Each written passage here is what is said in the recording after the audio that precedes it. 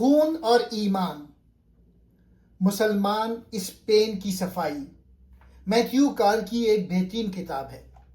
یہ کتاب صرف فتح و شکست کی کہانی نہیں بلکہ 1492 کے بعد مسلمانوں کے ساتھ جو ظلم ہوا، جبری تبدیلی مذہب، ثقافتی پابندیاں، تشدد اور آخرکار 3 لاکھ مسلمانوں کی جلا وطنی، یہ کتاب اسے تفصیل سے بیان کرتی ہے۔ یہ اندلس کی شاندار تہذیب کے خاتمے کی حقیقت کو بے نقاب کرتی ہے۔ مذہبی عدم برداشت اور انتہا پسندی کا سبق۔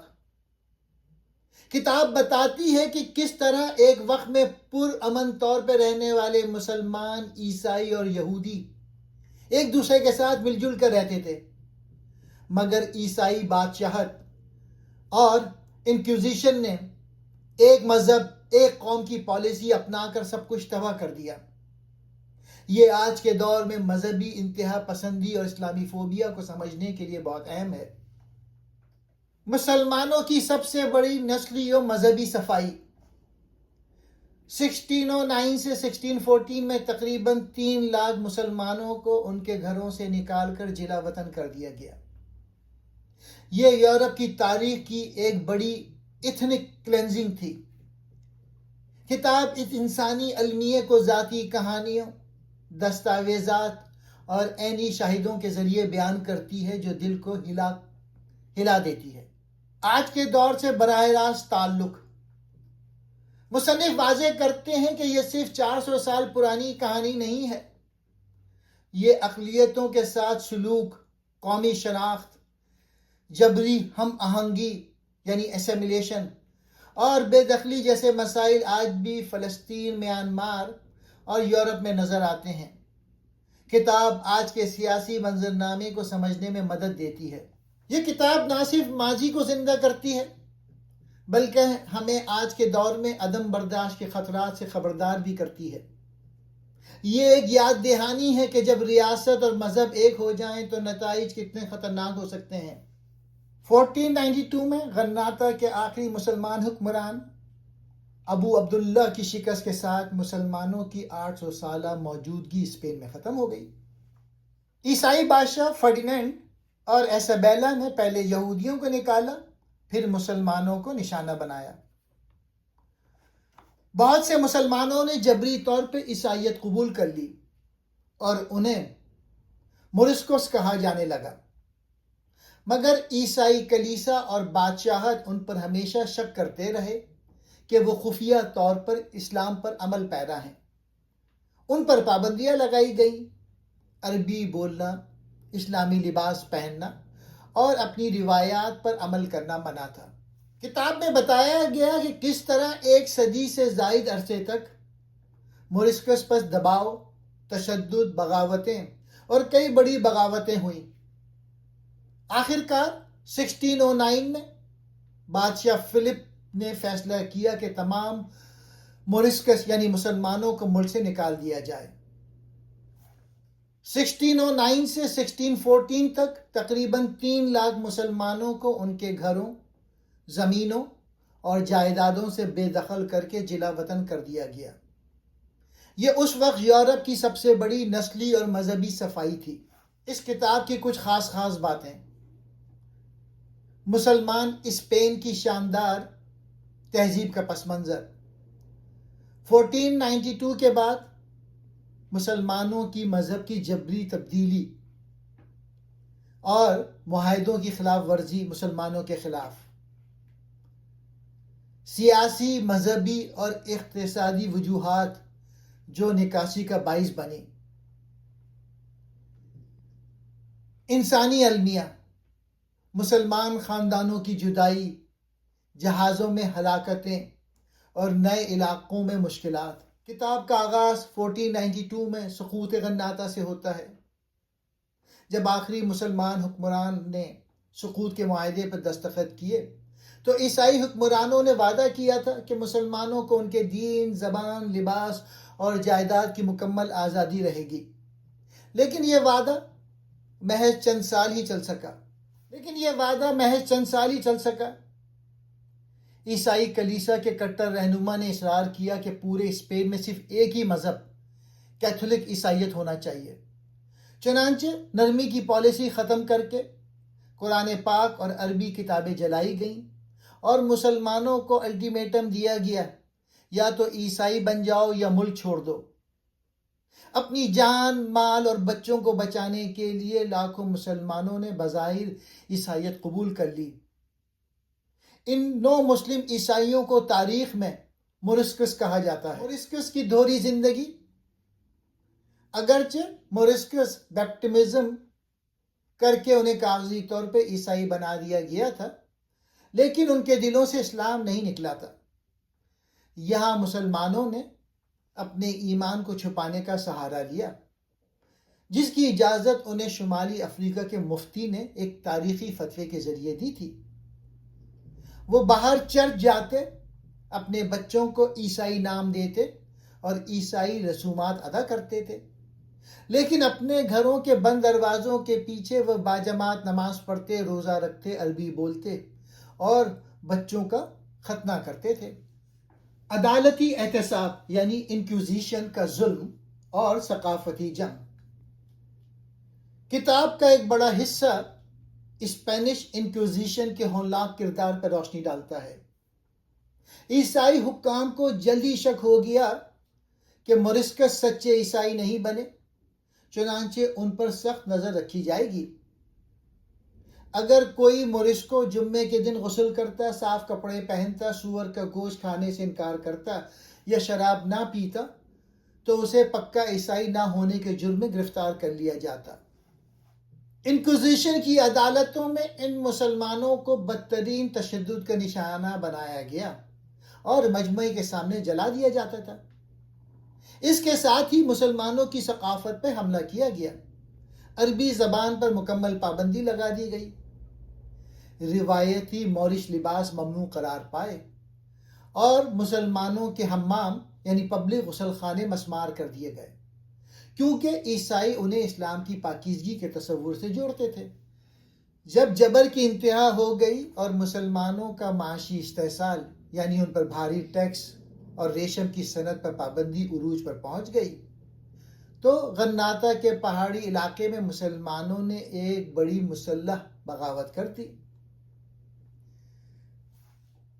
मुसन्निफ लिखते हैं कि ये जंग दोनों तरफ से इंतहाई वहशियाना थी। ईसाई फौज ने हस्पानवी कमांडर की क़यादत में इस बगावत को बेरहमी से कुचल दिया। गांव के गांव जला दिए गए और सज़ा के तौर पे गन्नाता के तमाम मुसलमानों को वहाँ से निकाल कर स्पेन के दीगर हिस्सों में मुंतशिर कर दिया गया, ताकि उनकी ताकत को हमेशा के लिए तोड़ दिया जाए। सियासी शकूक। 16वीं सदी के आखिर तक स्पेन की सल्तनत को यह खौफ लाहक हो गया कि मोरिस्कस सल्तनत उस्मानिया शुमाली अफ्रीका के कज़ाकों और फ्रांस के प्रोटेस्टेंट ईसाइयों के साथ मिलकर स्पेन के खिलाफ कोई खुफिया साजिश कर रहे हैं। ईसाइयों की नज़र में मोरिस्कस एक नाकाबिल इस्लाह कौम बन चुकी थी, जिन्हें कभी भी सच्चा ईसाई या वफादार शहरी नहीं बनाया जा सकता था। हतमी इखराज यानी नस्ली सफाई। बिल आखिर 1609 में बादशाह फिलिप सोम ने स्पेन की तारीख का सबसे बड़ा और हौलनाक फैसला किया। तमाम मोरिस्कस को मुल्क से निकाल देने का शाही फरमान।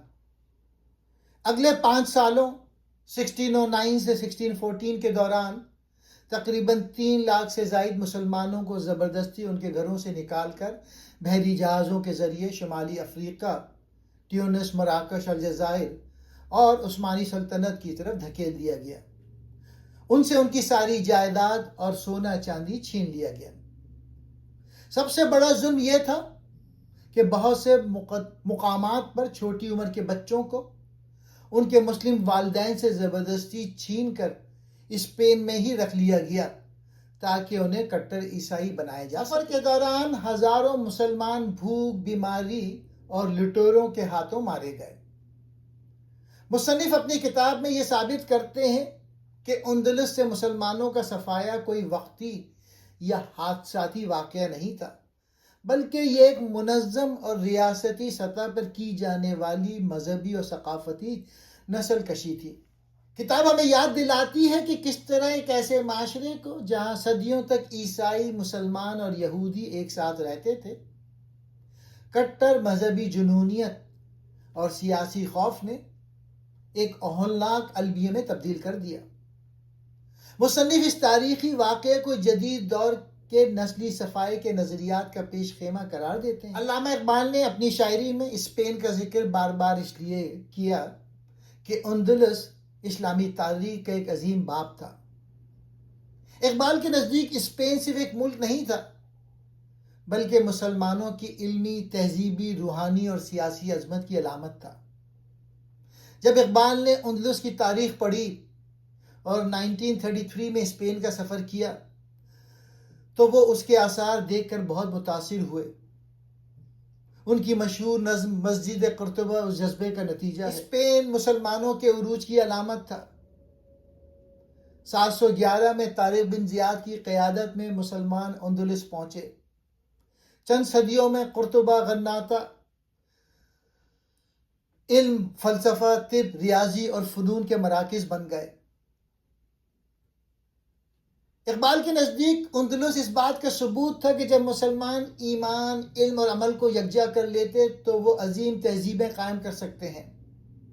وہ مسلمانوں کو ان کا شاندار ماضی یاد دلانا چاہتے تھے تاکہ وہ اپنی موجودہ پسماندگی سے نکل سکیں۔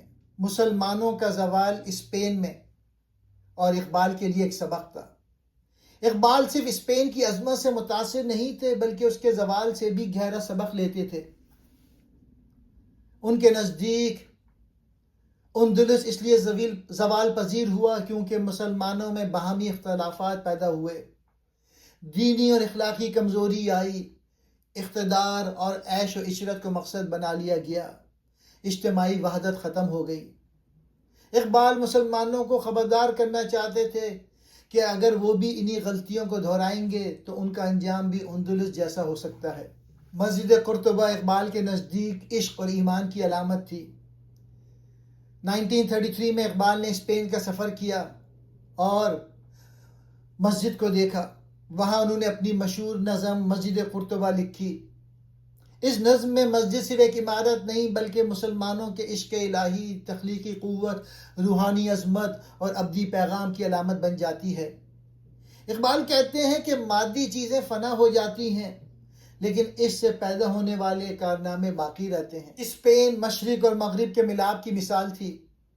اقبال نے دیکھا کہ اندلس میں اسلامی تہذیب، یونانی فلسفہ، عربی علوم اور یورپی ثقافت ایک دوسرے سے ملے اور نئی تہذیب پیدا ہوئی۔ اس لیے اقبال کے نزدیک اندلس ایک ایسی مثال تھی جہاں مختلف قومیں اور علوم ایک دوسرے سے سیکھتے تھے۔ وہ چاہتے تھے کہ جدید مسلمان بھی علم حاصل کریں لیکن اپنی روحانی بنیادوں کو نہ چھوڑیں۔ اقبال کی نظموں میں اندلس کے حوالے سے ایک درد محسوس ہوتا ہے کیونکہ وہاں اسلام کی عظیم تہذیب ختم ہو گئی۔ لاکھوں مسلمان اور مورسکو ظلم کا شکار ہوئے۔ مساجد، مدارس اور علمی مراکز تباہ ہو گئے۔ اقبال اس سانحے کو پوری امت مسلمہ کا سانحہ سمجھتے ہیں۔ یہ کتاب بتاتی ہے کہ غرناطہ کے سقوط کے بعد مسلمانوں پر کیا گزری، انہیں کس طرح عیسائیت قبول کرنے پر مجبور کیا گیا، ان کی ثقافت اور شناخت کو ختم کرنے کی کوششیں کیسے کی گئیں، آخر کار انہیں اسپین سے کیوں نکال دیا گیا۔ یہ کتاب اندلس کے آخری 120 سال کی تفصیلی تاریخ بیان کرتی ہے۔ مذہبی عدم برداشت کے نتائج سمجھنے کے لیے یہ کتاب بہت اہم ہے۔ کتاب کا ایک بڑا سبق یہ ہے کہ جب کوئی ریاست مذہبی یا نسلی یکسانیت کو زبردستی نافذ کرتی ہے تو اس کے نتائج خطرناک ہوتے ہیں۔ مصنف دکھاتا ہے کہ خوف نے عقل کو شکست دی، تعصب نے انصاف کو ختم کیا، سیاست دانوں نے عوامی خوف کو استعمال کیا، ایک پوری آبادی کو دشمن بنا دیا گیا۔ یہ صرف 16ویں صدی کے اسپین کے لیے نہیں بلکہ ہر دور کے لیے اہم ہے۔ عروج و زوال کی تاریخ سمجھنے کے لیے یہ کتاب اہم ہے۔ مسلمان تقریباً 800 سال تک اسپین میں موجود رہے۔ یہ کتاب ایک اہم سوال اٹھاتی ہے، ایک عظیم تہذیب آخر کیوں ختم ہو گئی؟ کتاب کے مطالعے سے آپ کو معلوم ہوگا کہ سیاسی کمزوری، اندرونی اختلافات، طاقت کے توازن میں تبدیلی اور بدلتے ہوئے عالمی حالات کسی بھی تہذیب کے مستقبل پر گہرا اثر ڈال سکتے ہیں۔